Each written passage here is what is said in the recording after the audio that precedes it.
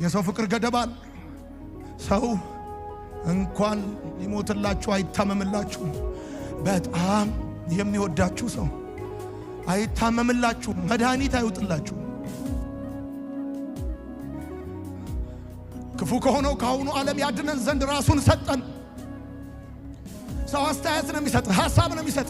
ብንወደውም ባንወደውም አንጠቅመውም አንጎዳውም። ሰው እንዴት ለማይጠቅመውም ለማይጎዳውም ራሱን ሰጠ። ይሄን ልጨምርላችሁ። ይሄው የሰው ፍቅር ከሰው ሰው ይለያያል፣ ከሰው ሰው ይበላለጣል።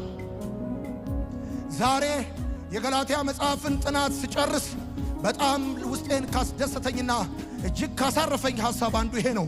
የሰው ፍቅር ከሰው ሰው ይለያያል፣ ከሰው ሰው ይበላለጣል። አንዳንዶች ለልጃቸው ያላቸው ፍቅር ለባላቸው ካላቸው ፍቅር ያንሳል፣ ይበላለጣል፣ ይለያያል። ለእናት ለአባት ለጓደኛ ለእህት ያንሳል፣ ይበልጣል፣ ይለያያል። እንደዚህ አለ፣ ነፍሱን ስለ ወዳጆቹ ከመስጠት ይልቅ ከዚህ የሚበልጥ ፍቅር ለማንም የለውም። እግዚአብሔር ላንተ ለኃጢአተኛው ያለው ፍቅር ለጻድቁ ያለው ፍቅር አይነት ነው።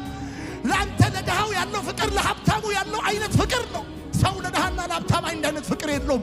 ጌታ ግን ለኔ ያለው ፍቅር